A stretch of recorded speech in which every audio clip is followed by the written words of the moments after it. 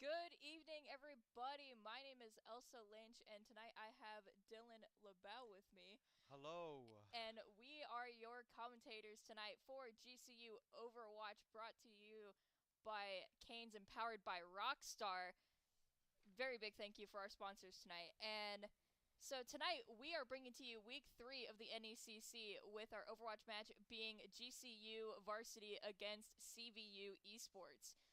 And so this is very exciting. I haven't missed a single game, and each one has been super close, super fun, and very engaging gameplay. Absolutely, especially with Bastion and Torbjorn back into the mix into Yes. competitive. We're going to see. We might not see them tonight. It depends. I mean, most comps don't really consist of Torbjorn and Bastion, That at is least true. from what I have seen. But it's still interesting to see that we now have some developments in Overwatch, and I do believe we had a little period in time where Junkertown was disabled because it was causing graphical errors for players. It was Wow. interesting, and so I think that's back. And so, in terms of tonight's match, it is going to be a best of 5. So, it's going to be whichever team gets to 3 wins first. And in terms of a map pool, we're going to be seeing one of each map type as well as a repeat in the event of a tiebreaker. And so, we'll be getting that map list to you here shortly. But in terms of the overall game, we don't really go through map bans or anything, as far as I'm aware. These are things that are preset by the NECC. And while we wait for this match to start up, I'd like to talk about the new Overwatch Halloween event that Yes. dropped yesterday, Junkenstein's Wrath of the Bride. It's supposed to be a sequel to the infamous Junkenstein's Revenge that was a consistent event in Overwatch 1. Every year Every since Halloween it would be 2016. Junkenstein's Revenge, similar to like a bunch of other events we'd see where there was the Winter Wonderland, we had the Archives, we had Summer Games event, The all new of those. lunar event. Oh yeah, Yes. the Lunar New Year Yeah, event that lunar we'd new have, year. and that introduced Capture the Flag as a game Oh, mode. I loved Capture the Flag. Oh Such a good man, game mode. Bring it back, Blizzard, please. I always love the seasonal events. I think they just bring about a whole new type of fun, especially with these customized game modes that Well, they there's introduce. there's something just kind of warming to the events. The fact that you can wait for them every year when you play Overwatch and try and get the new skins that come with them that nobody else's has. There's just a lot of grinding involved with the process, which makes Overwatch a whole lot of fun. Exactly.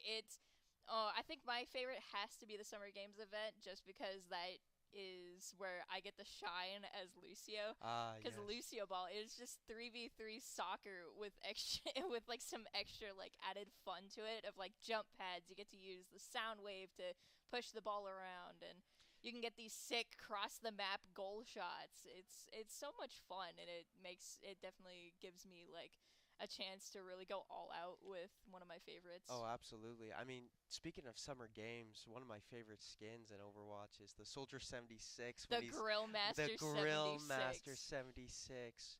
I Oh mean, what a man. fantastic skin with the spatula and And then he his also got the highlight intro as well, where you can like if you s- get play of the game, it'll show him like grilling. grilling and yeah, just being a total dad. Like Soldier 76 is It's the best. awesome.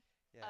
And in terms of new skins, Kiriko got a new skin Her in witch this event. skin. Yeah, she got the Yeah. witch skin and has this bundle in the Blizzard store right now, along with some other new skins and the return of some old skins from Overwatch 1 that are now purchasable.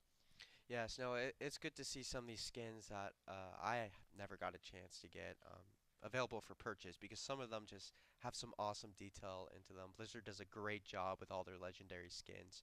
Another reason like that we look forward to these events Oh so yeah, much, just see the new skins that are also coming and out. then with the launch of Overwatch 2, there is now the introduction of mythic skins. Right now, there's Yes. only one out, which is the cybernetic Genji. It's the what is it? The Cyber Ninja. Cyber Ninja, yes, Cyber Ninja Genji. Yeah, The best skin in Overwatch right it's now in my so opinion. cool. So it essentially makes it to where you can customize the skin in terms of patterns and colors, and that I think is the coolest concept ever. Because I think that's fairly new in terms of gaming. Yeah, and the skin actually changes his voice lines too. Genji sounds more distorted when he talks because he is a cyborg in the skin, so it only makes sense. Yeah, I heard about that, but I only just recently got Cybernetic Genji from the Battle Pass. So Yes. that's how you can currently get it right now. Is it is tier 80 on the Battle Pass. So Not a me and my super friends have hard been grind, I have to say either. It's I very mean, manageable to do. it is manageable for sure. I actually went on a huge grind with my friends. We've been playing it nonstop for like the past couple of weeks, and so I hit tier 80 I think 2 days ago, Oh, nice, and so Khalid. now I'm at like 85. And so once you get past that like breaking point of 80, Blizzard will still give you rewards based on prestige tiers. After that, it'll give you these cool player titles you can put underneath your name on your game card. As a Overwatch 1 player, that was actually very comforting to hear that because something I enjoyed in Overwatch 1 was the leveling system. So the fact that I can get prestiges from going over 80 gives me a lot of incentives to keep playing the Yeah, game. and so with taking away player levels and SR numbers and stuff, Blizzard has been trying to find ways to kind of make things better customization wise, so that way players can still show their prestige in some form or another without being like very obvious about it, because that was an issue going into ranked. Was like, oh, you're only level 25, like there's no way you could know as much as I do about the game. And so it's weird because they introduced the fact, that whole like problem of judging someone by the age of their Yeah. account Yep. and not by their play style or like how they actually perform. There's definitely some good Blizzards on fixes with the fire cards and the medal system in Overwatch 1 as well. Seeing Oh that yeah. gone, it really just gave a false sense I of do kind validation to the player. I enjoyed it. I kind of miss like those end game cards, Oh, the end game where cards were great. like post game you'd be able to have like these featured 4 or 5 players up on the screen, and it could be both the enemy and your team, and you can just see like, oh, this person did the most healing, this person had the most damage, or this person negated this many ults and stuff. It was super cool. It was super cool, especially And you could seeing that. upvote them too, and like they'd get experience, you'd get experience. It was another form of an endorsement system That that is I true. thought worked really well, and it'd be fun to see. Like I still have screenshots from some of my best Overwatch gameplay where it would be those game cards that showed like, hey, you did, like you had this certain statistic. My favorite that I have is where it showed that I had 55 sound barriers provided as Lucio in one match. That is It ridiculous. is ridiculous. It was like I think it was like a 30 to 40 minute game on Rialto Wow. that I got it. It was insane. Well, I really love those cards, especially when you saw the MVP when someone's like on fire for 95% of the match. It's like, Oh yeah. okay, And enemy those were or like on my rare team, too. I'm upvoting you. Oh, they were super rare. Yes, that's Yeah, what like made them so cool. most of it was like combat statistic of some sort, like whether it be through ultimates, shields, damage. Um, Now it's called the mitigation stat in Overwatch 2, but it was damage blocked in Overwatch 1. Oh, that's right. So, yeah, the way they track statistics now is a little bit different too. And I've been like itching to go and check what my statistics look like, but right now all of those statistic platforms like that track your player performance, they're kind of down right now while they're like working with Blizzard to try and get those stats converted over. Well, that's good to know that Blizzard's doing the best they can to make sure that players really stay engaged with the game. Making just the leveling system, the battle pass alone. I mean, there's just lots of exciting things in Overwatch 2, and really what I've noticed upon Overwatch 2 release till now is all the new players that have come in. It's interesting to be placed in like silver or bronze, and then almost feel like you're a little bit better than everybody in silver and bronze because you just Yeah, have so many new there was an players. issue with initial placements as well during the launch of Overwatch 2, which they then patched later on, where your beginning placement put you far lower than you should have been. Ah, So, like for example, I play like by the end of the last season of Overwatch 1, I had ended off high plat, almost diamond, like I was maybe like 30 SR off from diamond, which was like one game. yeah. But then in Overwatch 2, I did my placements. They put me in silver 4. I know it's criminal. It is. It really is. But then, it was a quick grind for me to get back up, because then at that point they've introduced the system of you win 7 games or lose 20, and then you get your rank adjustment, and based on your performance and your overall win-loss rate, it'll adjust your rank and then put you where you should be. Yeah, I've either slowly climbed or I've climbed like this. Like I remember I went from bronze damage, I think, to like gold 5 damage in 7 games, but then on support I did my 7 games and it's just by one at a time. I went from bronze Yeah. 5 to 4 to 3. I know my other support's my only good one right now, where I've peaked at plat 1 and I'm still working to get up to diamond again. But in my other rank, or like for my other rankings, I'm not doing so hot. I'm not a damage player. I'm not a tank player. So like those just don't do well for me. I'm just kind of like isolated in support. I gotta ask you, open queue or roll queue, and why? Oh man, that's a tough call. I mean, I like the aspect of role queue where it's, everyone has their set role. Um you can't switch from one role to another, which I mean, it could say is both a benefit and a downfall to role queue, because in open queue you can switch around. You can be like, "Hey, instead of playing support, I want to play damage," or instead of playing damage, "Hey, I want to play tank." But you can't do that in role queue. So it's like it's both a blessing and a curse. Mm. I'd say for me, I like role queue more, just so that way everyone has their specific role, they're all comfortable with it, and it's a lot easier to kind of roll with it. I mean, I would agree with you 1,000%. I really enjoy roll queue because it kind of forces people to play the meta that the game was supposed to be played. I don't like hopping on open queue and seeing 3 tanks and 1 Yeah, damage, and and then that's the I'm thing forced to too. be Your support. open queue doesn't limit you to how many characters in each role you can play. So I actually heard that I heard a story from one of the JV players where they were all playing together in open queue ranked, and they had like 3 tanks and 2 support, where they were running like, I think it was Doomfist, Junker Queen, and like And Zarya it can or destroy something, at and then it times. was like their 2 supports, and they were shredding. They got a 7-0 streak Yeah, no, that's and nuts. instantly got placed. Yeah, I That's mean insane. it happens like that. That's definitely interesting about open queue. You get to kind of play around with the meta a little bit, see what works for your team. But yeah, world queue's the way to go in my opinion. But no hate. I believe on the competitive we do play open queue, so people do have that opportunity to switch if they would like. Yeah. And so, I mean, I think role queue in general is just better.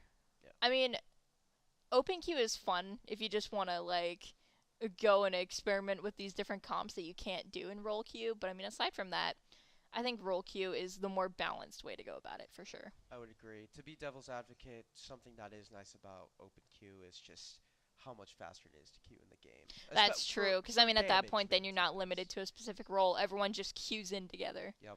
It's not like, oh, you have this certain amount of players waiting to play support, this amount of players waiting to play DPS, and this amount playing tank. And yeah, open queue definitely would have faster queue times, I Yeah. can imagine. For a quick little game to hop on, I would either probably go on roll queue for support because it's always under 2 minutes, or Everyone's always in need of a support player. always need a The support perks player of me solo queuing support is that I get queued in so easily. like this. Yeah. Yeah, but that also makes it very nice to climb in roll queue too. So Oh yeah. for support. And so you play quite a bit of Overwatch, right? Oh yeah, right now on the battle pass, I believe I'm 67, so we're getting Nice. there slowly but surely. Who's your favorite character to play in each role? In each role, man, tank I gotta go for Diva. Damage I gotta go for Genji. I've always been a Reaper main, but I'm loving how Genji plays right now. And for support, Lucio. Lucio, I let's gotta go for go. Lucio. I really like Kiriko right now, but Lucio's just can always get out damage, can get those bombs, and just does so much healing. Oh yeah. I think for me, for tank, my favorite's probably Zarya right Oh, now. Zarya's so For good right now. DPS, Sojourn. I've had so much fun with Oh, Sojourn, especially using that overclock. My friends and I affectionately just call it go time. oh, go time. And it's like guys, it's go time, and then you pop the ultimate, and then just I've seen so many memes on Sojourns I about that. had I had a I had a moment where during a quick play game, I was like, guys, it's go time, and then I got 4 headshots back to back It's with nuts. the overclock, You feel and like John Wick. I know it felt so good just getting the bam bam bam bam. It's great. I mean, she's definitely like S tier damage right now, in my opinion. My favorite She new does so character. much. Yeah, so much. I was surprised because I'd be just playing casually, like I'm not even sweating during You're a quick play, destroying. and I'm getting like upwards of 10k damage in one game, and that's insane It is considering those are insane. numbers you'd really only see in like competitive. Yep. And with players that, you know, have played the player for a long time. Sojourn is a great player that anyone can pick up and just deal massive damage with.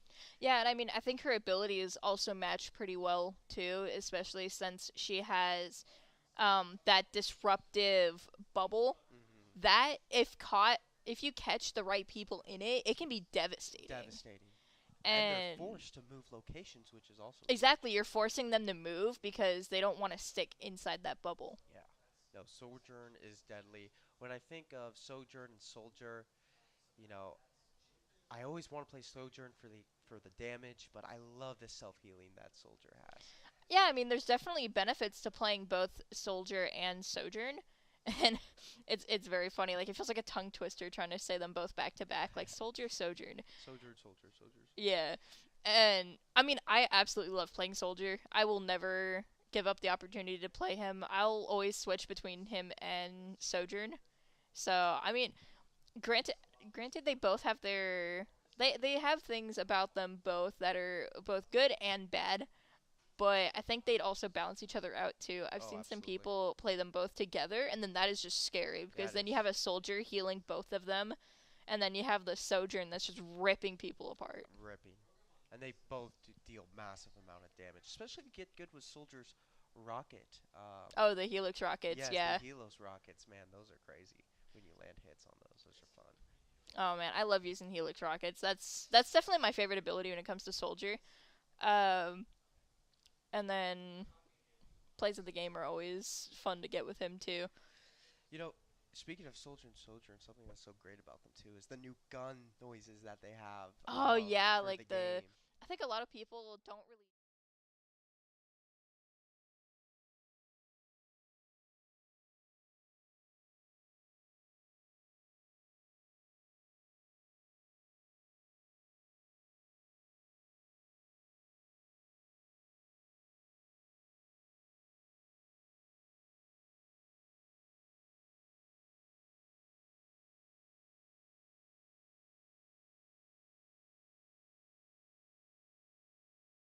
always a great lineup to see here. And so as they're setting up, it looks like we are going to be starting off on Sanctum. Yes. Sanctum is personally my favorite map for this specific area because Sanctum is Lucio. notorious Yes. for those environmental kills. And so as we go in here, it looks like Synecdoche did that classic Symmetra swap after teleporting their teammates in. And so we're looking at a Sojourn, Zarya, Genji, Kiriko, and Lucio lineup here. Very interesting. Meanwhile, CVU is running that Orisa, Mei, Lucio, Genji, and Moira composition. And Synecdoche getting that first kill onto Kiwi. Just saw that AoE grenade we were just talking about. There's Raccoon kind of bouncing around there. Is Genji trying to fend them off a little bit. Oh, and there goes Synecdoche getting another kill onto a Garchomp. Boma ended up falling off the map, it looks like. And so now it looks like GCU is trying to secure that objective at the moment. There goes that disruptive bubble we had mentioned earlier. Wow. Getting another kill on this still Kiwi. Soldier dealing heavy damage. Orion gets a kill onto US Raccoon, so now they're starting to stagger and kill. Synecdoche getting another kill onto Hammer using that disruptive burst. Zarya using her bubble good to make sure she gets the 99 charge on her beam. And Synecdoche going in, getting Garchomp right there. Great So play by Synecdoche. it looks like they're starting to kind of push in a little bit. No, they're getting pushed back right now as CVU captured the objective.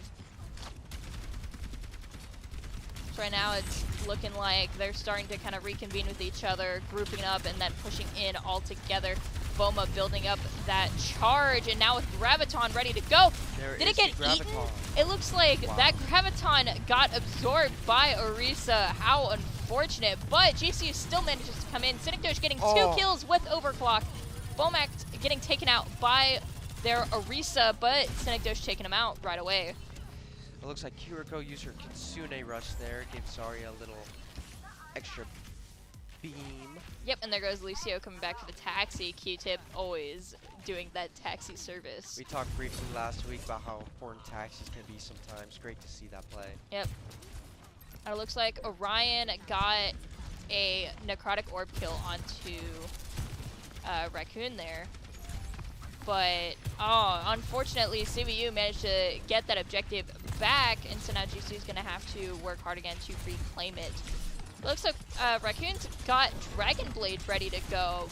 However, CVU pops their Dragon Blade, going in for the kills. They're kind of pushing GCU back towards their spawn. Wow, really holding GCU here. They managed to take out Boma, but no one else with that Dragon Blade. Hammer getting a headshot onto Synecdoche, and now they're having to wait a little bit. GCU needs to regroup, get their players back in order. And now here comes, hopefully, this is going to be a good combination of ults here with Kiriko coming up on her Kitsune rush again. I'm always interested to see how pro Genji players use their Dragon Blades. Orion coming out with that Coalescence beam. There's Sojourn killing. There goes Garchomp, but Synecdoche gets taken out by Orion.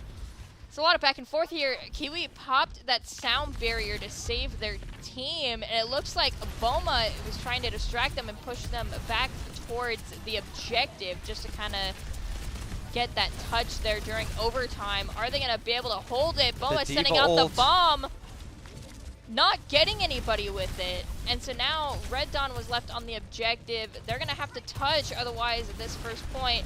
Oh, Synecdoche manages to touch. Wow. But now that timer is slowly taken away. Q-Tip gets the touch now. Slowly kind of working their way around. There goes that. Taking out mid-sound barrier. Wow. Clutch play by Converse University to take out the Lucio before the ult. Yep, and so now Sanctum goes to CVU. However, the match is not over yet. No. We still have quite a few rounds to go before anything is called here. And this is only map 1. GCU still has 2 more opportunities.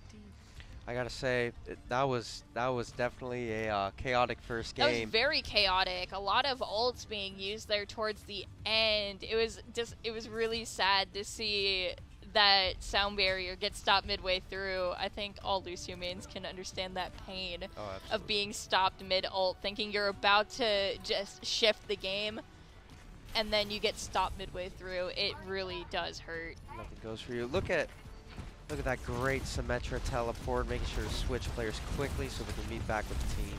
Yep. And so it looks like they're kind of switching up the comp a little bit on CVU's side. Now they're running the Reinhardt and Echo instead. Boma trying to kind of get through their Reinhardt there and kind of distract him a little bit. Here comes Raccoon trying to get little pot shots with those shurikens there. And CVU manages to cap the point, but in terms of ult charge, GCU is starting to build up a lot more there. Well, Genji with the slice to hit all of them for some damage. Synecdoche throwing in that disruptive bubble as well. And so now it looks like, in terms of ultimate charge, GCU is doing a little bit better, although Boma just got taken out, as well as Raccoon. GCU's going to have to start falling back here and retreat. And Synecdoche trying to keep themselves healed. And so now, as we are waiting for GCU to regroup, it looks like CVU has both their support ultimates ready to go, and GCU is not far behind either. Most of GCU is getting up to their ultimates with only like 20 to 30% left to go for everyone. So Reinhardt doing a great job using his shield to mitigate as much damage as possible. Boma managed to take out Echo, but their Reinhardt took out Boma, so now GCU is down a tank. Meanwhile, CVU is only down 1 DPS.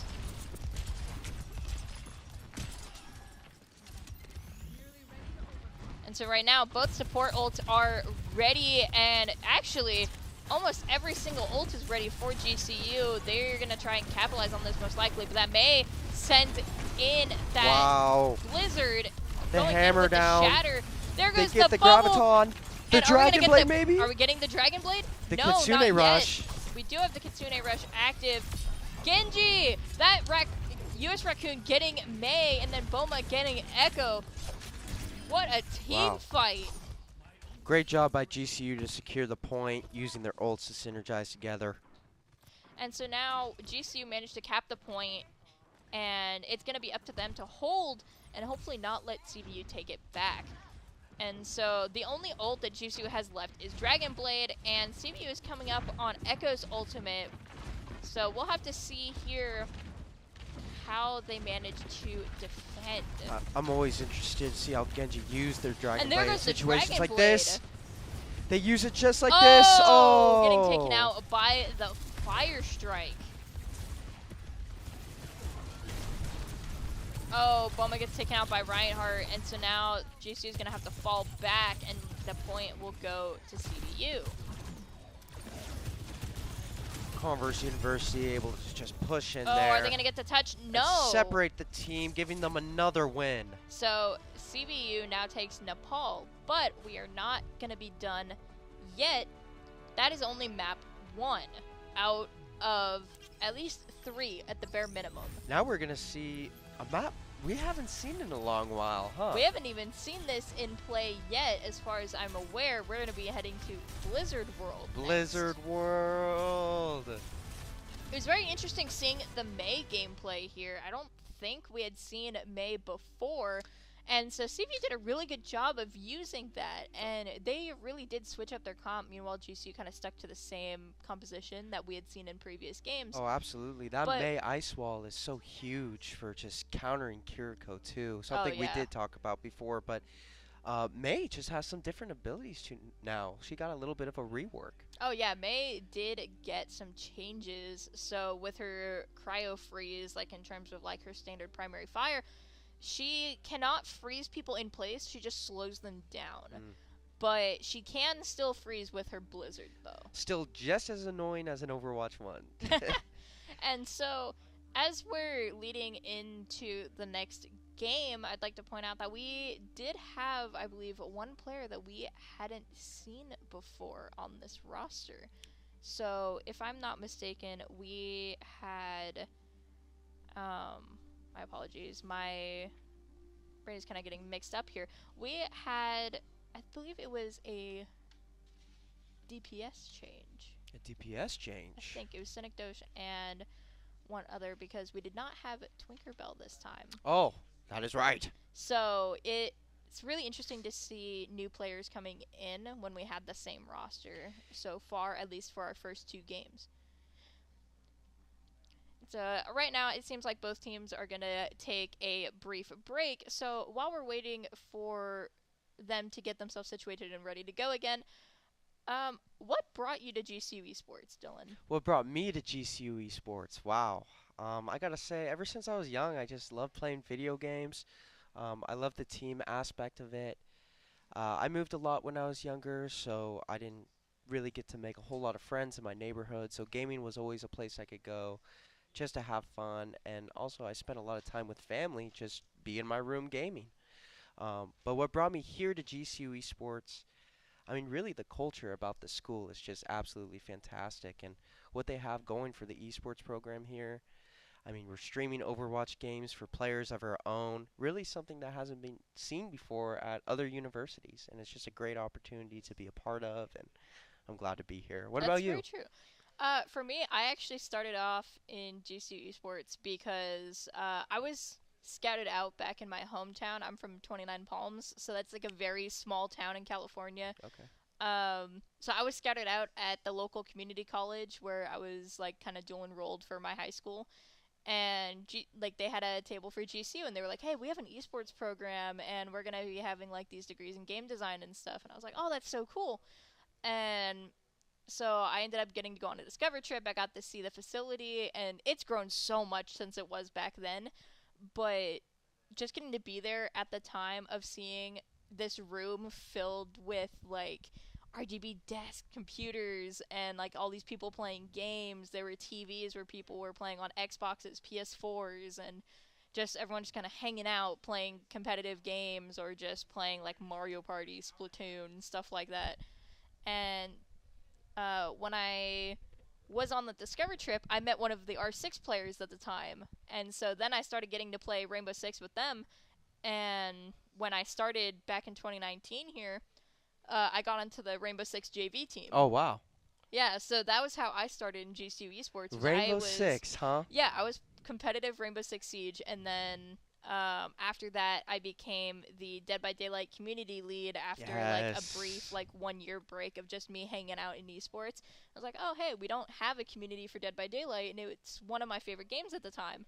And we actually started it on Halloween of last year. Wow. That was our debut for the community. And it's going to be the 1 year soon. It is going to be the 1 year soon. And so we're going to be celebrating that at our Halloween party that we have coming up on Saturday. That's going to be super fun. Sweet. I'm excited. I'm going to have to check that out for sure. And really, for anybody who hasn't checked out the esports arena, please come on by and visit. We have a beautiful setup, a beautiful room. Absolutely. Whether you're on a Discover trip, you're just seeing the campus for yourself, the GCU Esports facility is always a blast to come and visit.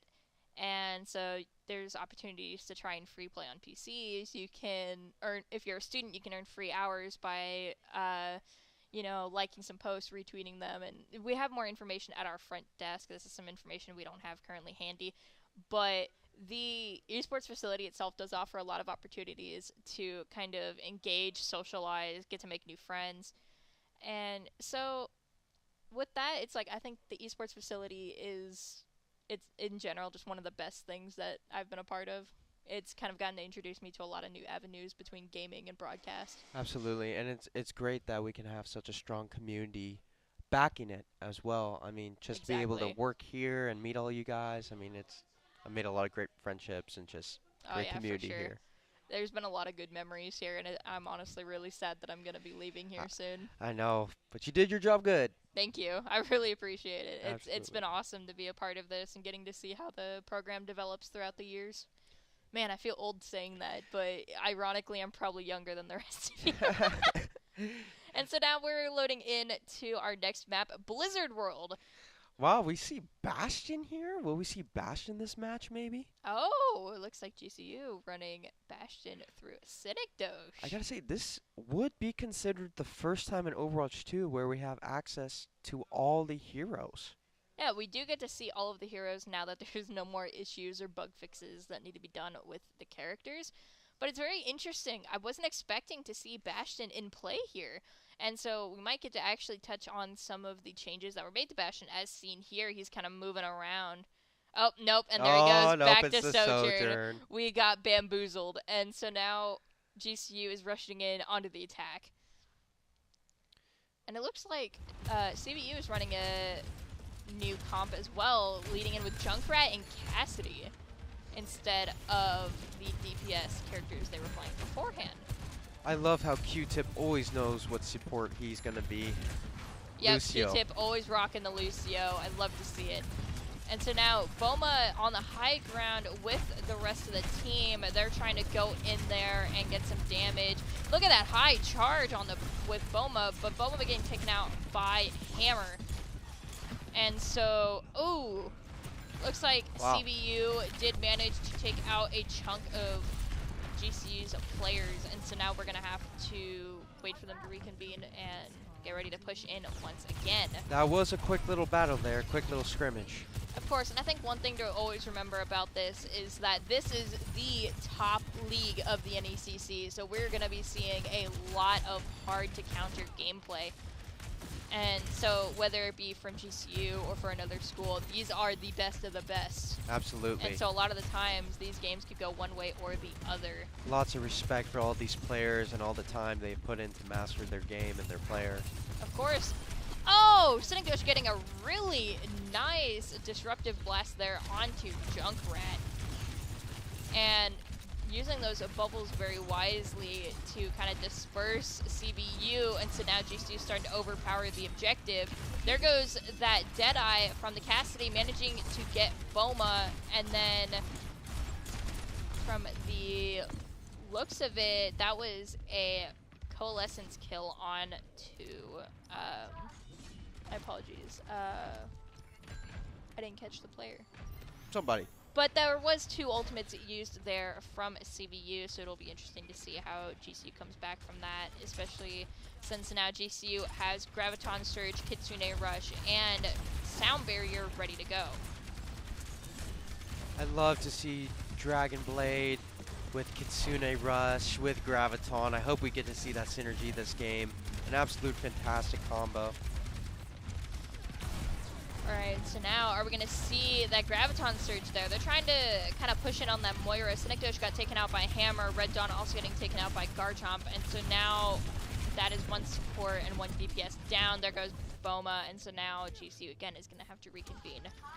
There goes that Junk Tire, that Rip Tire coming in. Are they going to get anyone with it? The sound of death. They're going back. Oh, no! Gets He got Cynicdosh. Cynicdosh. Yikes. Unfortunate. But now there are 4 ultimates at the ready. We have Overclock, Graviton Surge, Dragon Blade, and Kitsune Rush. So hopefully GCU can use this to take that first point.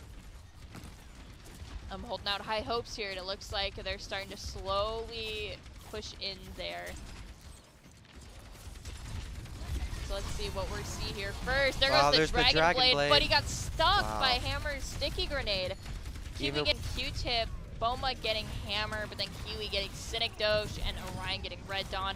Boma getting Orion though, and so now it's like the numbers are kind of staggering here. And it looks like that Graviton did go off as well as Kitsune Rush, but we didn't really quite get to see that. Nope, not proper synergy there for GCU, but they were able to stagger them a little bit. Yep, and so with almost 10 seconds left on the clock, are they going to be able to get that overtime touch and maybe be able to get that last hurrah push? There's that overtime touch. Oh! Hammer getting Cynicdosh with that Deadeye, and so now it looks like GCU is starting to get overpowered by CVU. And there it is. That is a team wipe. Team wipe. GCU getting no progress on Blizzard World. GCU unable to do anything there. Great effort by Converse University to really let nothing happen. Now, here's the interesting thing about this, though. Since GCU had no progress, this is either going to be a draw or a defeat. Wow. No possibility for win. No possibility for a win since GCU did not get any sort of progress. They either have to stop CVU from getting any capture progress, or CVU will have to just capture 33% of the objective. Wow. And win. So we will see a relatively quick match here no matter what. Yeah, so we can expect something like some victory here within at least the next, like victory or draw within the next, like, say 3 to 5 minutes for CVU. Wow. It's going to be very quick. But this is going to be the thing, though, is can CVU's attack be aggressive enough to break through GCU? GCU does have some really good synergy when it comes to defensive play. If the match did end in a draw, what would that mean for the best-of-5 matchup? So in a best-of-5 matchup, if a team gets a draw, then that just means they move on to the next match. It's still a 1-to-3, so in that case, in a draw, no one wins. Got it. So it just means they move on to the next game, and then they keep going until someone gets to 3. Which is why we have like that best-of-5 system taking into account draws. And so now we are looking, let's see, looks like GCU switched to have Q-Tip on the Baptiste. Wow, Q-Tip did make a switch. Converse keeping the Symmetra, which is going to be interesting to see how that comp plays in here. Boma is taking some damage, but managed to build up that charge up to 60. And so it looks like they're trying to kind of stagger CVU. Trying to go after that Hanzo, trying to wear down the DPS and get them all kind of grouped up together there. It looks like that Orisa's pushing in hard. And it looks like the Orisa did manage to grab Q-Tip. Got that disruptive bubble. Oh, Raccoon getting knocked down there. Boma, however, getting hammer. Orion. There goes Kiwi. Wow. And Red Dawn getting guard chomp. It's just the Orisa left. There she goes. Very nicely done by GCU, able to keep point. Yeah, very great hold there. And it looks like Synecdoche and Boma are leading up to their ultimates. So we'll have Graviton and Overclock to hopefully look forward to in this next engagement. And then Red Dawn not too far behind, needing about 30%. And Raccoon and Q-Tip still needing a little bit more time before we can expect to see Dragon Blade or that amplification matrix. Boma does such a great job maintaining cover and utilizing her bubbles so she gets maximum charge out of them. Boma's playing a little safe here. There goes that Graviton, managing to get Kiwi and the Orisa. 100 charge. There, yeah, Zarya's high charge here, and so now we're hoping that GCU can push them hard. And there goes rush. Garchomp. Oh, but Raccoon gets taken out by Garchomp via the turrets. There goes that dragon that got Boma. Hammer also getting Q-Tip. Oh, and that is 33%. That CVU is 33%. takes Blizzard World. That was about 3 to 4 minutes. You were right. And so, yeah, Hammer on that Hanzo was very interesting. Getting 1 kill with the dragon and then getting an additional 2 kills there. So there goes... Great ultimate. And then, ooh. Interesting to see how that Hanzo actually didn't fully charge up his shot. He kind of just half did it there to get the maximum damage output Yeah, so possible. I mean, in terms of distance, usually your charge can also account to the distance you're shooting it at. So there is like a fall off when it comes to shooting those arrows. And so usually, you know, you want to charge it back as far as possible to get it as far as it can go. But then when you're up close like that, you don't really need to worry about that. It may also increase the damage, but if you don't pull back all the way, it's fine. So you're still going to get that damage, especially when their teammates were already going in on GCU. Having only to draw halfway is okay. That's good to know. I feel like in most games when you draw halfway on any bow, it just does nothing. But, no, fantastic game. Yeah. Really. You know, very high competitive, lots of ult throwing, lots of synergizing within the team. I gotta say, like, it's clear that both teams have great team chemistry with each other. Oh, yeah, for sure. And so now... Yeah, now as we're kicking off, I do believe our next map is going to be, sorry, I'm double checking here, is going to be Havana. That'll be our third map for tonight. Havana, ooh la la. And so now this is, we're sitting here at match point. So if CVU gets Havana, then they win. However, if GCU can get a win on Havana, then we have more matches or more maps to look forward to. What is something that CVU is doing such a great job with, in your opinion? I think CVU, they're doing a better job with overall synergy. I mean, GC does a great job with combining those ultimates, doing great combos. And so, I mean, in terms of CVU, it's hard to say. I mean, this is the first time we're seeing them, but I mean, overall, I think general synergy might have been a little bit higher. Generals. I love how in-depth Overwatch can be, how big the skill gaps on each player is, how much learning there is to do with each player. There's a lot, especially with new heroes coming out now pretty regularly. It's going to be interesting to see how that learning curve changes for Overwatch. So I know for me, like having 3 new heroes to look at, it was a big change, considering we used to only get 1 hero maybe once every year. No kidding. And so now we are starting on Havana. It looks like GCU is going to be on the attack, and CVU will be defending on this first round. Wow, just we were discussing this before, but hearing Anna's healing bolts there, wow, they just really pack a punch now in this game. It sounds so fantastic to hear it. Yeah, Anna is a character that I picked up recently, and I think she is super fun to play. Oh, absolutely. That is a character that takes some getting used to for sure. Yeah, and so switching from Lucio to Ana, it's like you really need to be on top of your aim, especially when it comes to your sleep darts. But it looks like CVU is pushed up pretty close to the spawn there, with Orisa being right there in front of the doors. Wow, Ana, instant sleep dart.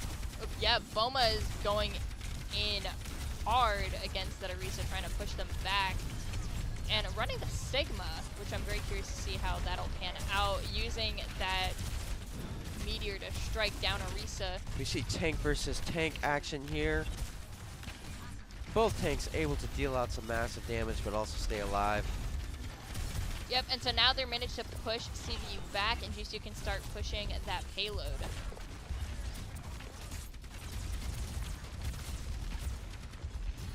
So it looks like right now there's just a little bit of pot shots going on here. Teams just trying to get their ult charges built up, and it looks like... Oh, I noticed that Synecdoche has made the switch to Widow. Yeah, that Widowmaker can be vital. I was surprised we didn't really see much of that from CVU. I mean, CVU does have Orion as a Widowmaker, but I hadn't really seen anything from their end in terms of, like, kills. Oh, and there goes the kill onto Orisa. GCU doing a great job keeping 2 people on the payload while everyone else pushes forward to try and keep CVU back. And so they are making great time. Right now they've got a little under 2.5 minutes on the clock now to try and get the payload to that first point, and they're doing a great job, already about to be there. And so, is Boma gonna use that gravitic flux? We'll have to see. There it is. Yo, yep, there goes the gravitic flux. GCU makes it to that first point and now has over 4.5 minutes on the clock. It looks like this rush is doing a lot better compared to that of Blizzard World, and they are 2 very different maps. Havana is a little bit more open in my opinion, and thus gives a lot more room for different strategies. Havana may be my very map due to its just great versatility with range, but also when you hit the point, it becomes very close encounter. And there goes Sigma building up that shield there with the little black hole that you saw right there. There is the Kitsune Rush by Converse University. Oh, and there goes the Death Blossom Raccoon, wow, getting 2 of them. And I saw Synecdoche getting a kill before that. They are pushing strong onto CVU. There goes Kiwi, so they're down a support. There goes the Orisa, and there goes Hammer. Wow, Raccoon able to make a lot happen there for his team. Yeah, Raccoon seems to be the one to popping off this game. Doing it really well with those Reaper plays with teleports and just aggressively rushing CVU and holding them back. And so right now GCU has 2 people on the payload, making sure everyone else is dedicated to trying to hold them off as long as possible. There goes those meteor strikes again. Sigma keeping Converse University in control here.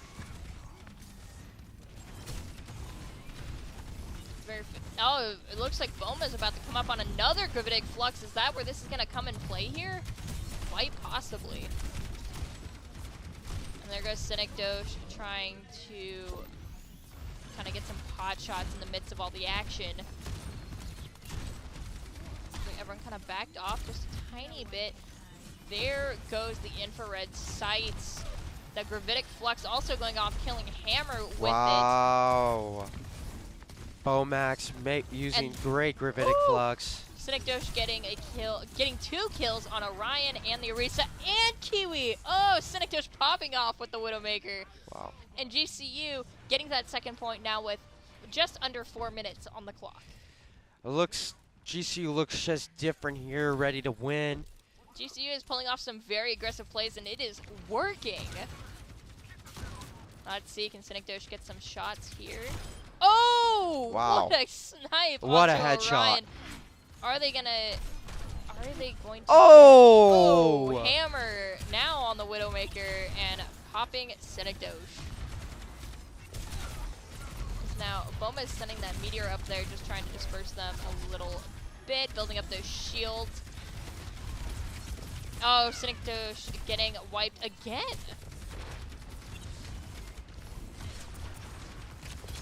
And so now Boma is starting to push in a little bit, trying to just get some pot shots, building up that gravitic flux. And Raccoon's coming up on a Death Blossom. All of GCU is slowly building up those ults, slow and steady. Sigma doing a great job surviving, making sure he distracts the team from the rest of the offense. Oh yeah, Raccoon's starting to push up now, seeing the opportunity. But there goes that Kitsune rush. But then the Gravitic Flux in return. There it is. It's Huge massive. Play by GCU. Cynicdosh getting 2. Boba getting hammer. Red Dawn goes down here, but GCU is winning this engagement. Getting all of them. That is a team wipe. And so now they are heavily pushing that payload forward. That was such an amazing use of ultimates there. That was fantastic. As they used the Kitsune rush, that Gravitic Flux just threw them all up into the air, and they lost the advantage. Really no chance for CU in that circumstance. That was just great team chemistry. That is one example of how Sigma is really a game changer. And so now, immediately going after the supports, Raccoon is picking them off quickly. Oh, and that Death Blossom just barely getting cut off by the Orisa, but then Boma and Cynicdosh immediately following up. GCU getting to the end with a minute 38 on the clock. That is huge for GCU. Very huge. This could be the start of an epic comeback for GCU. I'm hoping to see Cynicdosh on that Widowmaker when they switch to defense. That was absolutely incredible. Cynicdosh did a great job making sure he gets picks. And so now, as we wait for the setup to be complete, we're just going to get a look around. I haven't been able to play a game of Havana yet, and so getting to see this map, oh man, the Overwatch 1 flashbacks of the dumb strats we would run. Brings back lots of memories. Absolutely. And so now with 30 seconds left, we are about to get started, it looks like. Oh no, now they're in the get ready phase, and so they're going to set up their offense and defense. What a fantastic map to play Widowmaker on. Just lots of range you can do with here. Oh yeah, lots of high ground to work with. And it looks like we are going to see, we're going to see that Hammer and Cynicdosh showdown once again. And so I am holding out high hopes that Cynicdosh is just going to mop the floor. Absolutely. Cynicdosh really, with whatever character he plays, he understands that his job is to get picks, deal out lots of damage, and do the best for his team.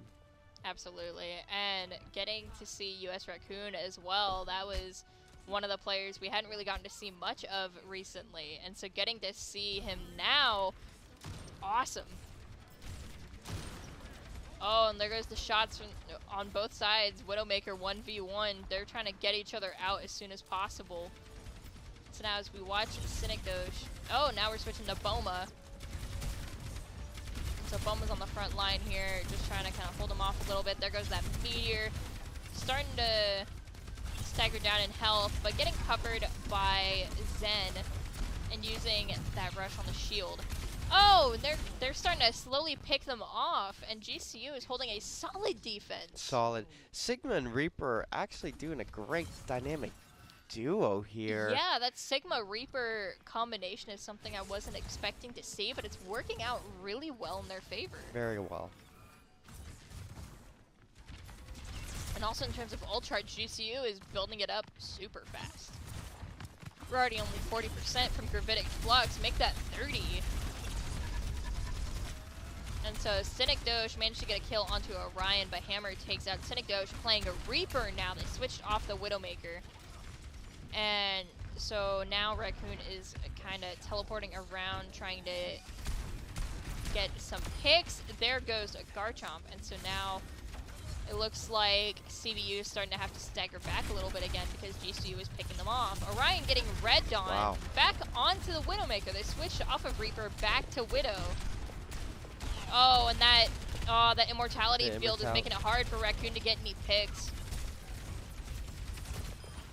And so Cynicdosh getting a kill onto their tank, though. So now CVU is down their tank. Are they going to be able to keep up the push? with Gravitic Flux, the infrared. Oh, and there goes that infrared activating now. And so now GCU has full ability to see where everyone is. And so Siddiq is trying to get those kills, but everyone's kind of moving around so fast it's hard to get a pick. Is this Gravitic Flux gonna go? There it goes! He's popping the Gravitic Flux, trying to get their support, and successfully doing so. There goes Kiwi and Garchomp. Boma is doing a great job of holding off those supports. And so there goes Orisa as well. That's a 3K from Boma. Boma making things happen this game, using his shield effectively to protect his teammates, but also taking in the damage so no one else does. Yep, and so now Orion is going to try and peek, but Boma is throwing up that shield. Looks like Orion went up top. And so they're going to have to be wary of that.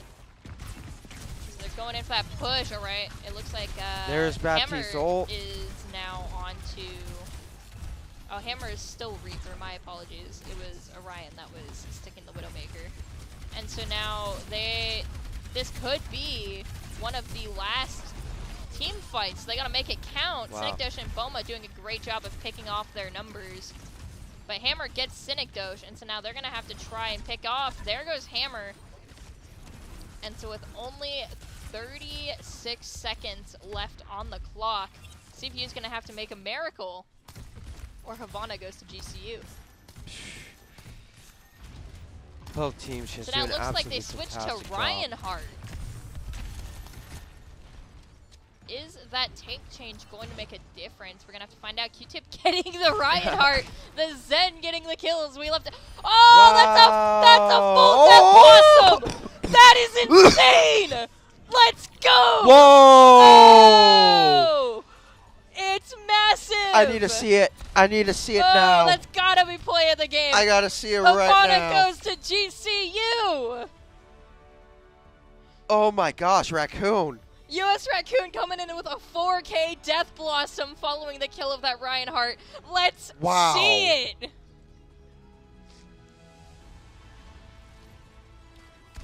We see he's kind of coming in behind a little bit. He's kind of staggering in. Teleports in all of them. It was just perfect. Obliterates. It was just perfect.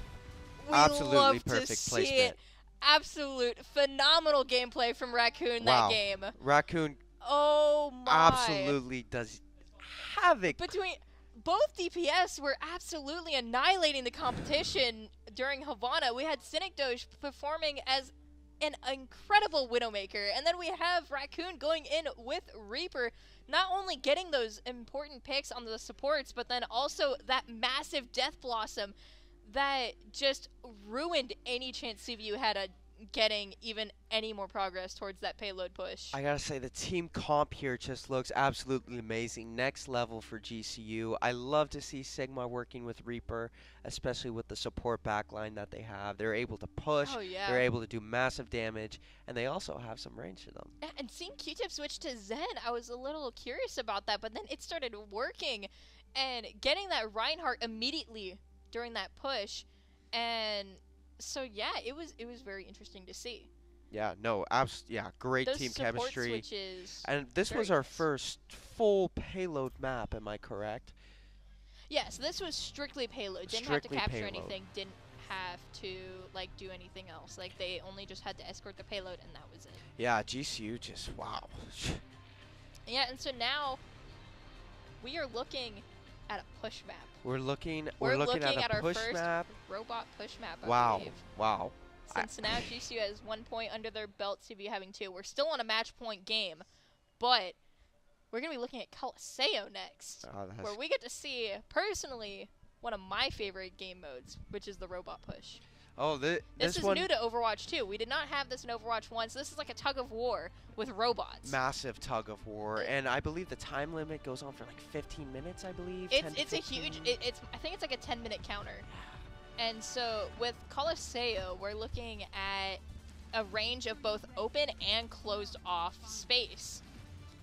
And so this is going to be very fascinating. We hadn't gotten to see a push map yet for the NECC tournament because we hadn't gotten that far. Yeah, I don't. This is the first time we're now viewing going this, to map guys. 4, Coliseo. This is going to be super exciting. We get to see Q-Tip on the Lucio, which is going to be amazing. Lucio is vital in push maps like this. Absolutely. He's Having very that good speed. for keeping the speed, the healing. Everyone's going to be clumped up together. It's going to be good in the healing factor and for the fact that Lucio's sound waves can boop the enemy off the objective and just keep them away. And so right now we're looking at very interesting comps on both sides. We're seeing Raccoon and Cynicdosh running Reaper and Sojourn, and then we're seeing the Sojourn and May from CVU that we had seen previously. And so right now, this is that first initial fight where this is going to determine who's going to get the first progress push. Yes, the timer is 10 minutes. So Boma is starting to trickle down there in terms of HP, but slowly picking it back up with the Bap and Lucio combo there. And so it looks like Raccoon's trying to get in on the Lucio, but their Reinhardt kind of turns around and tries to stop that. Looks like overall, everyone's still alive and kicking. They're kind of staggering. Raccoon's looking a little low on health, getting taken care of by Red Dawn. Zarya looking to have 100 on her beam. Ooh, Cynicdosh looking a little low there with 5 HP. Are they going to be able to get some heals? No, and there goes Q-Tip and Cynicdosh. Oh, and US Raccoon. Raccoon. So it looks like CVU is winning this initial first engagement, but obviously with 9.5 minutes, it is not game over. Far from over. Yeah, we are far from over here. There's gonna be a lot of back and forth with this game mode, so don't expect the first push to be the last. No, absolutely not. GCU's going to try their best to make sure the cap point and secure this win as fast as possible. A lot of this is also like a battle of willpower because this game mode can go on for so long, especially in overtime. And there goes that Graviton, getting a lot of people in it, and there we go! GCU taking it back with that Graviton and that overclock. And so now GCU takes the robot, and so the last one remaining is Kiwi. Are they going to be able to take him out? No, it looks like Kiwi's going to be able to reconvene with CVU. Boma did an absolutely great job with this is what I'm talking about. Like the combination of ults and being able to engage in those team fights and not losing your cool. That is going to be what wins you these games. Oh, absolutely. Keeping calm, making sure you're not flicking all over the place with the mouse. I mean, it really is huge. Just the little things that make a big difference. Yeah, and so these team compositions are fairly different from each other in terms of the tank and DPS, and that looked like a failed shatter, I think. May have. Yeah, that was a failed shatter. Yes. They weren't able to get that shatter off, and so Raccoon and Boma going in there and taking him off. And so now they're starting to really advance onto the DPS and supports there. Wow, and so they're slowly pushing that robot. And there goes that immortality field for GCU to keep them alive and kicking. Getting taken out by Kiwi, but GCU is still in it. And there goes Garchomp. So that's one DPS down. They are pushing it hard. Boma already has that Graviton. There goes that Death Blossom. Didn't really get anybody, but it did stagger them enough to try and get some more damage there. And there goes that Graviton. He got Kiwi. And it looks like they are on the cusp. There goes the tank. Raccoon! Oh, Raccoon coming in hot.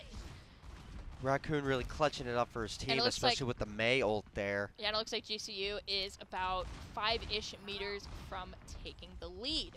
And so this is what I'm talking about. Like that first push, even if you lose it, you can still bring it back. I've seen people bring it back from the brink where you're right at the end of the line, and then they take it all the way to the end. It is insane. So now it looks like GCU got pushed back a little bit, but that's okay. They managed to take the lead, so this is gonna I'm definitely expecting a lot of back and forth here between these two teams. Man, this is a very high intensity game. There goes that May wall, but it didn't quite separate like I think it was supposed to. And so there goes Garchomp. So taking out those DPS right off the bat, both DPS gone. GCU's gonna be able to start engaging hardcore. And so there goes quick. That overclock getting popped off there as well. Boma always able to keep max charge on her beam. Absolutely efficient with the bubbles. Great job with those bubble distributions. So with Zarya being able to have 2 bubbles, you can choose to either bubble yourself or bubble your teammates, and those regenerate over time. And so being able to properly distribute those and use it to your advantage, you can keep high charge for so long. And so now GCU continues to push the point. There goes another failed shatter. Oh, and Raccoon getting ready for another Death Blossom. Are we going to see it? Oh, no, they're starting to push him back a little bit. I'm hoping to see another massive Death Blossom from Raccoon here. And GCU makes it to that first point, and so now they get that forward spawn, which is going to be huge in keeping the advantage here. That is something to note about these push maps. They're absolutely massive, and it's very key to have that spawn. And it looks like the May wall went up, but there goes that Death Blossom. And so they really wore them down. They are still hardcore pushing them. They're almost bringing them to their spawn. Oh, this is insane. And so now they're all going back to try and help push the robot. They're kind of sticking there a little bit. GCU is really holding the line. I wonder if GCU will be able to finish it out here. We'll have to see. With still 4 minutes on the clock, we won't know until the very end. But right now, they're doing a fantastic job. Raccoon's going to pull back a little bit. It looks like GCU is pulling back a little bit altogether. Senekdosh getting a kill onto Garchomp, which is always good, being down that 1 DPS for them. GCU will then have a little bit of a team advantage overall. Oh, and so Raccoon's kind of coming in from behind ever so slightly, just kind of trying to mess with them from the back line and kind of split them up if they can. Oh, wow, Senekdosh and Red Dawn both getting some massive kills there onto Reinhardt and May. And Raccoon getting Kiwi. And so now GC is able to take the bot once again.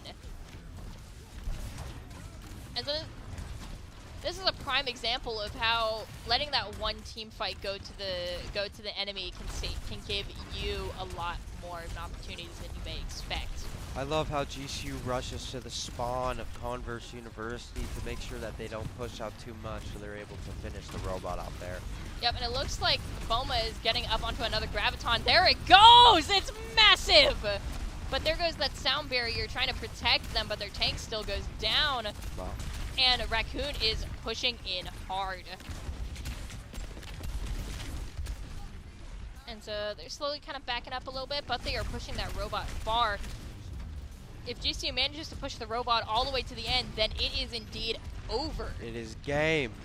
Oh, Raccoon's coming up on that Death Blossom. He's waiting for it.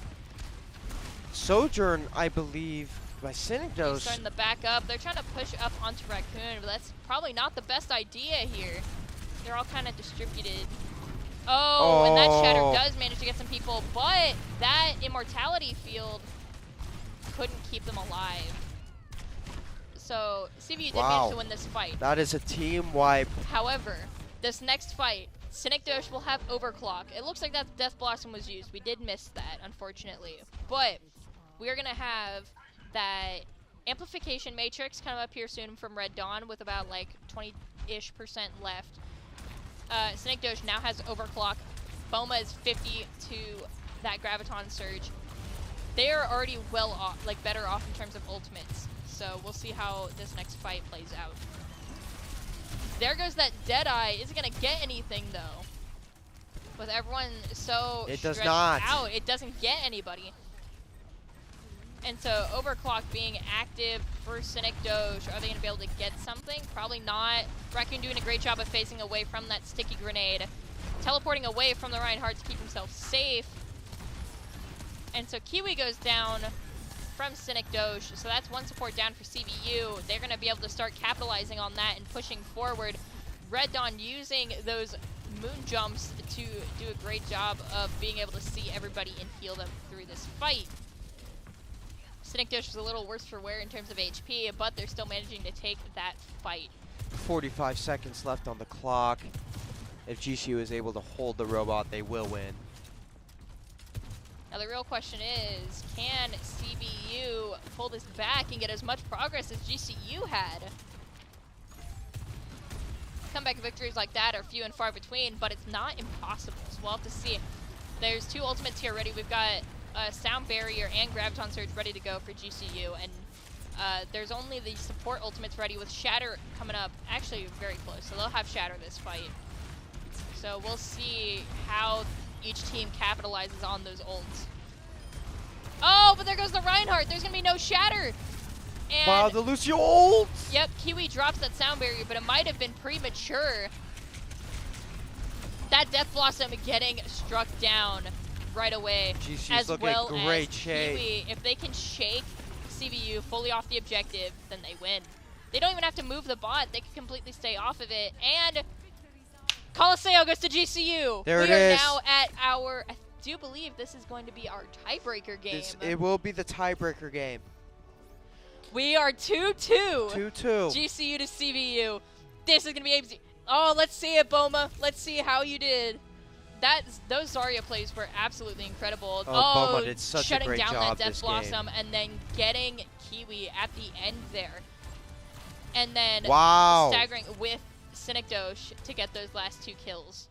That was amazing. Great GCU effort. was coming in clutch, getting a comeback right there. And so now we are going to be, I do believe this is going to be our final map. This will be the final map. We are now tied at 2-2. And our last map will be Busan. Yeah, no, GCU, I mean, will they be able to mount this epic comeback? I gotta say, it will be super impressive if they Previous can. matches, I do believe our very first, yeah, and so I think their teams are going to need a little bit of a break before this tiebreaker round starts. So we will be back to you guys very soon. So stay tuned. Stay tuned. And we'll see you when we start on Busan. For the tiebreaker.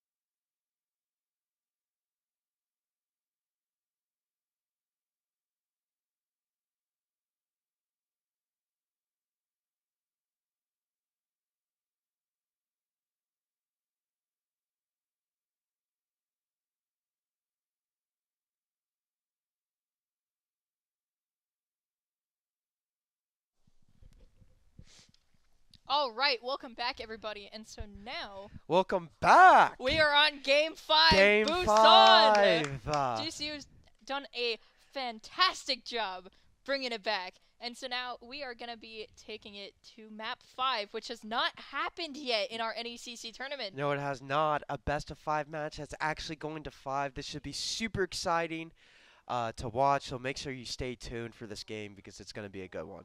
Oh, yeah. I am fully expecting greatness here. This is going to be having us on the edge of our seats because this is going to be very, very tight in terms of gameplay because this is going to be that King of the Hill. Oh, King of the Hill is my favorite personally. This is the pinnacle of Overwatch right here. The highest competitive that you're going to see right here. Yeah, when it comes to Busan, it's going to be 1st to 2, so you're going to have to capture 2 points in order to win. And so this could be either like 0 to 2, 2 to 0, or it could be 1 to 1 with that last tiebreaker map. And so now we are going to be seeing just how close. I love seeing Raccoon staying as Reaper. Absolutely Raccoon has as been Reaper fantastic. has been devastating for CVU. Are they going to be able to counter that this time around? And so it looks like GCU is the first to kind of touch onto the point, and they're going to try and keep CVU back. And so it looks like Raccoon's going to try and come up behind them. They're kind of rotating around the point a little bit.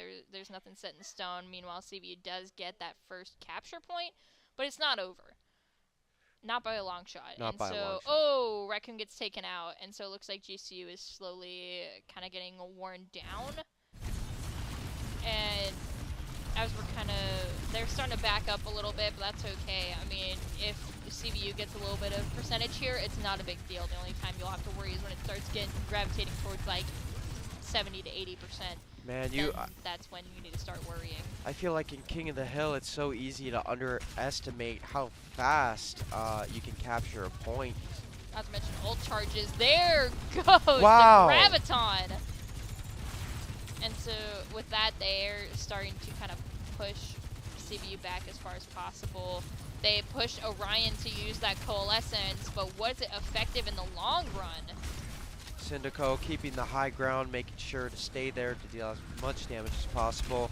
Raccoon getting in the back line. Yep. Oh, and there goes that sound barrier for CVU.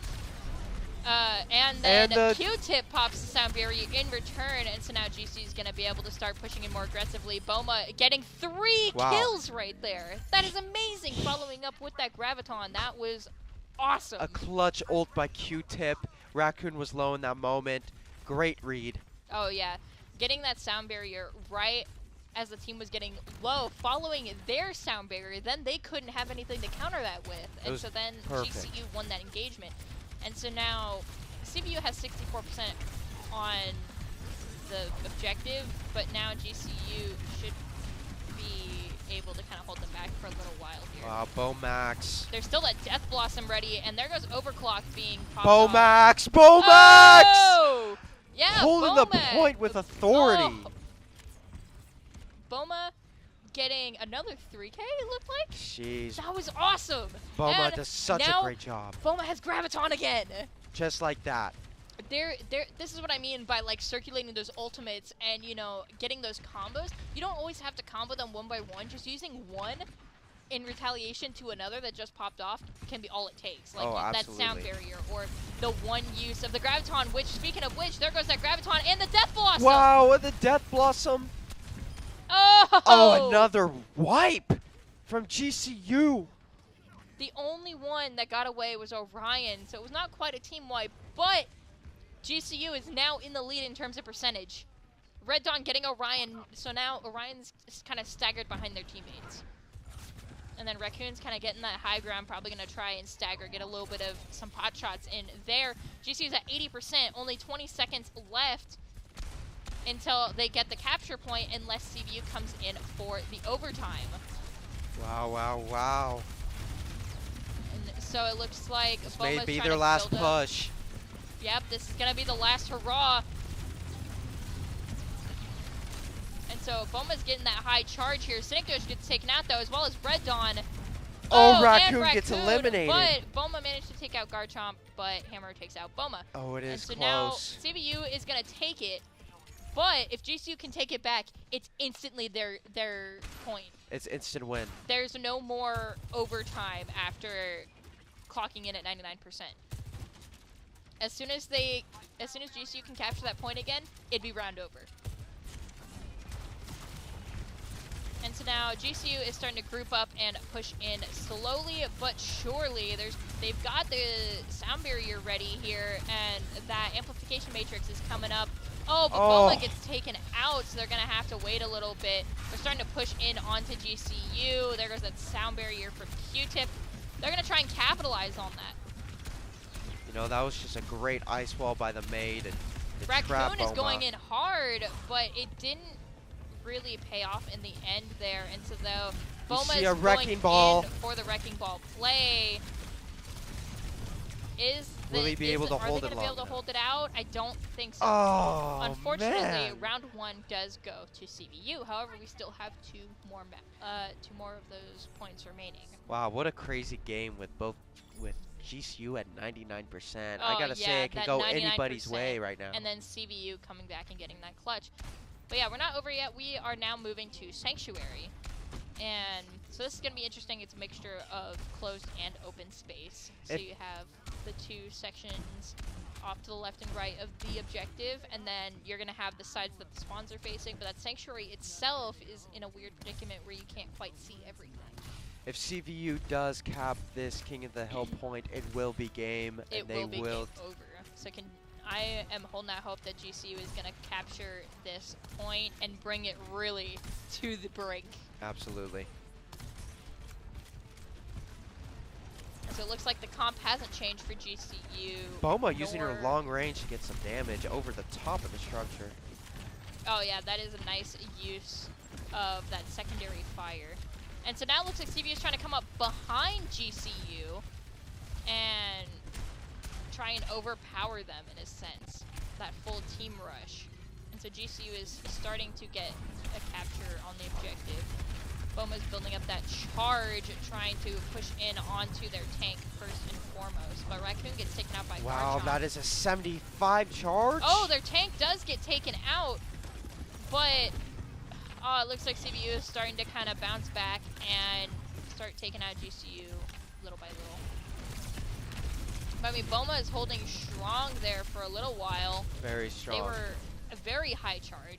And so now GCU is just going to have to kind of reconvene with each other. Wow, they are still contesting point. Raccoon was trying to contest for a little while there.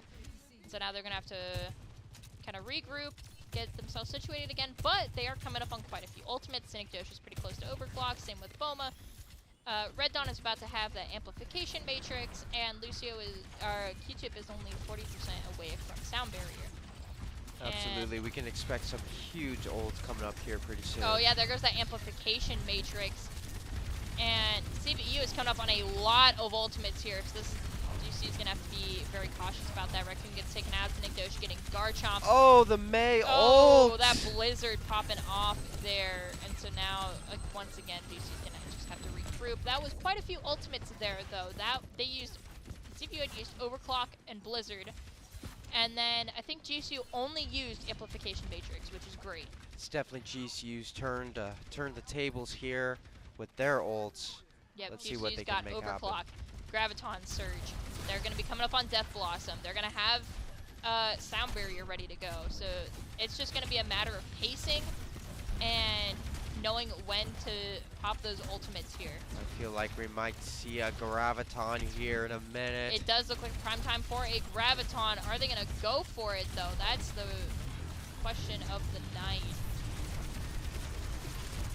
Oh, there it is. The Graviton, and I think that got at least one of the supports, but Oh, no one's able to follow up. And so Orisa also used her ult there. This is going to be real tight.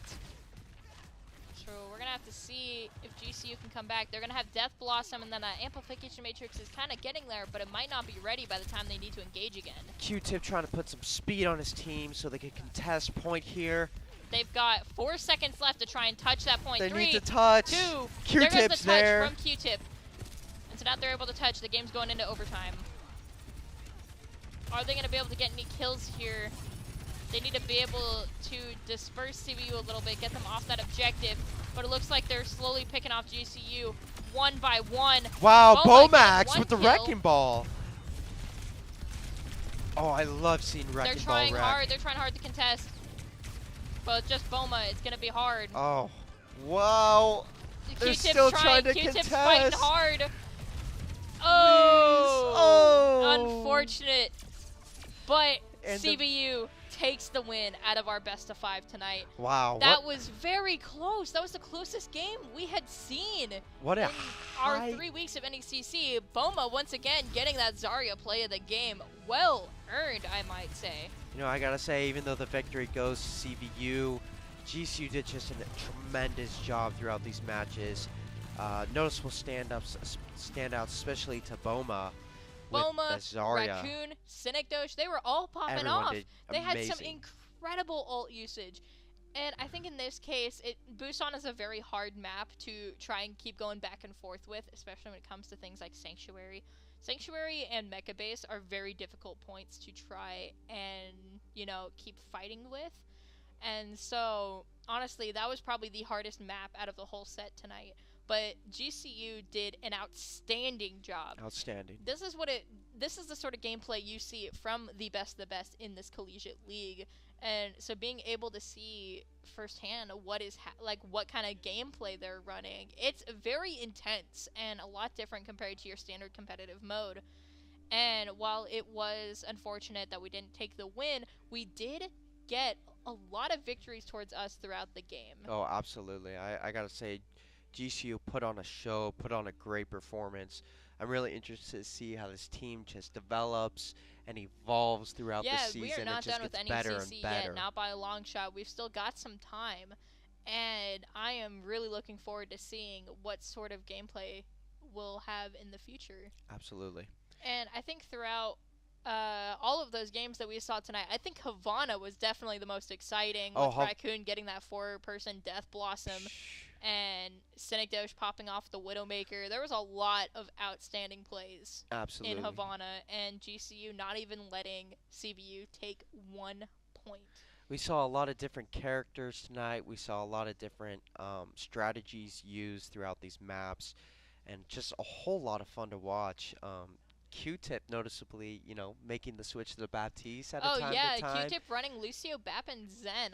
I don't think I had seen Q-Tip run Zen before in any of the matches he had previously played in, but that Zen worked out really well on Havana, and then running the Baptiste was really working well on Coliseo and Busan for a little bit there. Oh, absolutely. And so as we're kind of like winding down here, I'd also like to at least send some appreciation to CVU because their Mei gameplay was really well done. Oh, absolutely. You don't really see Mei all that much in competitive play, at least not from any of the previous matches that were played in NECC so far. I hadn't seen a single Mei.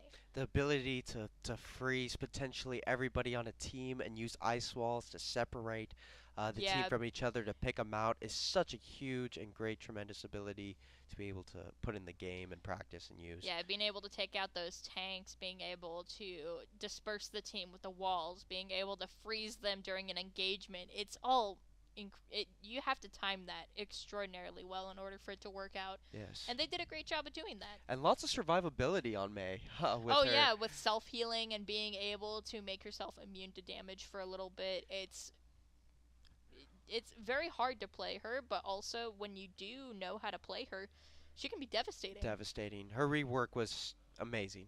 I'm very glad that Blizzard put those touches on her alongside the other players with the reworks. Oh yeah, for sure. And so I mean, overall, great game. Great game. Stuff you guys can look forward to in the upcoming days. We will have Valorant versus Sacramento State on October 31st at 7 p.m. We will have another Overwatch game versus UTD Esports on November 3rd at 7 p.m. And then we have our Firefox Friday for Super Smash Bros. Ultimate every single Friday at 7:30. And of course, as always, huge shout out to Canes.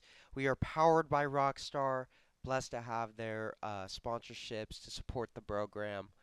Oh yeah, we always love having Kane's catering. It's always so good. Always fantastic. And I've now myself gotten addicted to Rockstars. Oh yeah, Rockstars they're great. Yeah, well, I mean, lots of big takeaways today. Really a huge competitive match that thankfully we were able to commentate and watch. It was Oh just yeah, great very to get to the exciting. best of five and see it finish out the way Yeah, it it was did. very exciting getting to see it go to overtime match point for Absolutely. our matches tonight. Something you don't see always. It's definitely very rare, especially when it comes to this top of the line, like best of the best gameplay. Usually it swings one way or the other. Being able to see GC bring it back and get it Mhm. close, that was awesome.